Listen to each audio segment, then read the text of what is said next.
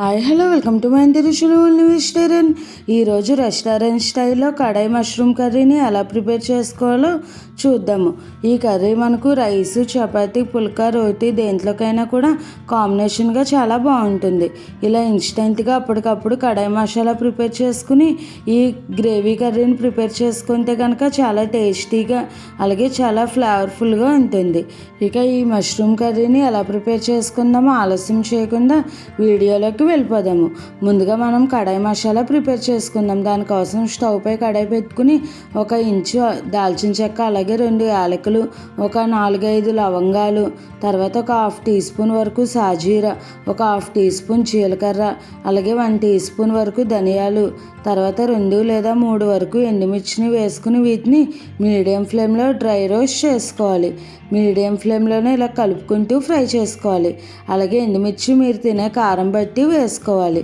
ఇప్పుడు ఇవి golden brown colour వచ్చేంత వరకు ఫ్రై చేసుకోవాలి. చూసారు కదండి, ఇలా కొద్దిగా ఫ్రై అయిన తర్వాత వీటిని చల్లారబెట్టుకుని ఒక మిక్సీ జార్లోకి వేసేసుకోవాలి.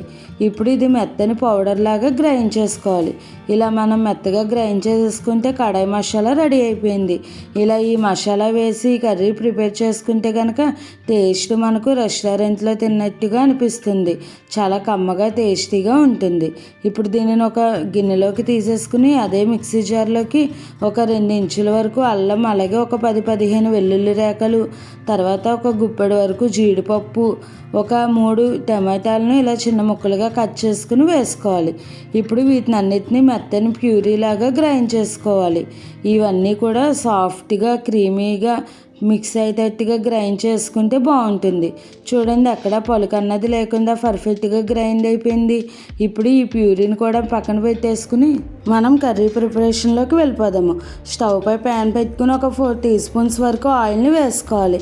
మనం గ్రేవీ కర్రీ చేస్తున్నాం కాబట్టి కొద్దిగా ఆయిల్ ఎక్కువగానే పడుతుంది. ఇప్పుడు ఈ ఆయిల్లోకి ఒక బిర్యానీ ఆకు, అలాగే ఒక 1/2 టీ స్పూన్ వరకు జీలకర్ర వేసుకుని ఫ్రై చేసుకోవాలి. ఇప్పుడు ఇలా ఇవి ఫ్రై అయిన తర్వాత ఇందులోకి సన్నగా చాప్ చేసుకున్న ఒక 4 వరకు ఉల్లిపాయలని వేసుకోవాలి.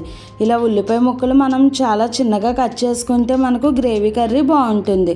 అలాగే 2 పచ్చిమిర్చిని కొద్దిగా కట్ చేసుకుని వేసుకోవాలి. ఇప్పుడు ఇవన్నీ కూడా బాగా ఫ్రై చేసుకోవాలి. మనకు ఆనియన్స్ అన్నవి బాగా ఫ్రై అవుతే బాగుంటుంది. ఈ ఆనియన్స్ త్వరగా ఫ్రై అవ్వడానికి ఇందులోకి టేస్ట్కి సరిపడా సాల్ట్, అలాగే 1/2 టీ స్పూన్ పసుపు వేసుకుని మిక్స్ చేసుకోవాలి. ఈ ఉల్లిపాయల్ని ఒక 5 మినిట్స్ వరకు మీడియం ఫ్లేమ్లో ఫ్రై చేసుకుంటే కనుక చక్కగా మంచి గోల్డెన్ బ్రౌన్ కలర్లోకి ఫ్రై అవుతాయి. చూడండి, ఇలా ఫ్రై అయిపోయిన ఈ ఉల్లిపాయల్లోకి మనం క్యూబ్స్ లాగా కట్ చేసుకున్న క్యాప్సికమ్, టమాటా, ఉల్లిపాయని వేసుకోవాలి. ఇవి ఉల్లిపాయలు మనం ఇలా కొంచెం పెద్ద ముక్కలుగా కట్ చేసుకుంటే మనం తినేటప్పుడు అక్కడక్కడ కొంచెం పంటికి తగులుతూ పచ్చిగా బాగుంటాయి. ఇలా క్యాప్సికము ఇవి కూడా సగం వరకు ఫ్రై చేసుకుంటేనే బాగుంటుంది. ఇలా మిక్స్ చేసుకున్న తర్వాత ఇందులోకి ఒక 1/2 టీ స్పూన్ వరకు కారం వేసుకోవాలి. తర్వాత ఒక 1 టీ స్పూన్ వరకు పంచదార వేసుకోవడం వల్ల ఈ మసాలా ఫ్లేవర్స్ అన్నీ కూడా బ్యాలెన్స్గా సరిపోతాయి. ఇప్పుడు మనం గ్రైండ్ చేసుకున్న ఈ కడాయి మసాలాను కూడా ఒక 1 టీ స్పూన్ వరకు వేసుకుని అంతా కూడా మిక్స్ చేసుకోవాలి. ఇలా ఈ మిశ్రమం అంతా కూడా మిక్స్ చేసుకున్న తర్వాత ఇందులోకి మనం ముందుగా గ్రైండ్ చేసుకున్న ఈ టమాటా జీడిపప్పు పేస్ట్ని వేసేసుకోవాలి. ఇలా పేస్ట్ అంతా వేసుకున్న తర్వాత మరలా ఒకసారి మిక్స్ చేసుకుని ఇప్పుడు ఈ గ్రేవీ మరింత టేస్టీగా రావడానికి ఒక 2 టీ స్పూన్స్ వరకు ఇలా చిక్కటి కమ్మని పెరుగును వేసుకోవాలి. అలాగే ఒక 50 ml వరకు వాటర్ని మిక్సీ గిన్నెలోకి వేసుకుని క్లీన్ చేసేసుకుని వేసుకుంటే మనకు మిక్సీ గిన్నెలోని మసాలా కూడా చక్కగా వచ్చేస్తుంది. ఇప్పుడు ఇవన్నీ మిక్స్ చేసుకుని మూత పెట్టుకుని ఆయిల్ పైకి తేలేంత వరకు మీడియం ఫ్లేమ్లో మధ్యలో చూసుకుంటూ వీటిని కుక్ చేసుకోవాలి. చూడండి, నాకు ఒక 6 మినిట్స్కి చక్కగా ఈ మసాలాలోని ఆయిల్ అంతా పైకి తేలి ఈ మసాలాలు బాగా ఫ్రై అవుతాయి. ఇప్పుడు ఇందులోకి ఒక 200 గ్రామ్స్ వరకు మష్రూమ్స్ని తీసుకుని శుభ్రంగా కడిగి ఈ విధంగా కట్ చేసుకుని తీసుకోవాలి. ఈ మష్రూమ్స్ మనకు త్వరగానే ఉడికిపోతాయి కాబట్టి లాస్ట్లో వేసుకోవాలి. ఈ మష్రూమ్స్ మనకు నచ్చిన సైజులో కట్ చేసుకోవచ్చు. ఇప్పుడు ఇలా మష్రూమ్స్ వేసుకున్న తర్వాత మరొక 150 ml వరకు వాటర్ని వేసుకోవాలి. అప్పుడు ఈ గ్రేవీ కర్రీ అంతా ఉడికి మంచి క్రీమీ కన్సిస్టెన్సీలోకి వస్తుంది. చూసారు కదండి, ఇలా వాటర్ కూడా వేసుకుని మిక్స్ చేసుకున్న తర్వాత ఇందులోకి కొద్దిగా కసూరి మేతిని ఇలా 2 చేతులతో నలిపి ఈ కర్రీలోకి వేసుకోవాలి. కసూరి మేతి వేసుకోవడం వల్ల ఫ్లేవర్ చాలా బాగుంటుంది. ఇప్పుడు ఇదంతా కూడా ఇలా ఒకసారి అంతా మిక్స్ చేసుకుని మూత పెట్టుకుని కనీసం ఒక 8 నిమిషాల పాటు మీడియం టు లో ఫ్లేమ్లో ఈ కూరను మగ్గించుకోవాలి. అంతేనండి, ఎంతో గుమగుమలాడే రెస్టారెంట్ స్టైల్లో మనకు మష్రూమ్ కర్రీ రెడీ అయిపోయింది. ఇప్పుడు ఇందులోకి సన్నగా చాప్ చేసుకున్న కొత్తిమీరను కూడా వేసుకుని మరొక 1/2 టీ స్పూన్ వరకు మనం దంచుకున్న మసాలా పొడిని వేసుకోవాలి. నేను మసాలా అంతటిని వేయలేదు, కొద్దిగా మసాలా ఉండిపోయింది. మీరు తినే ఘాటుని బట్టి వేసుకోండి.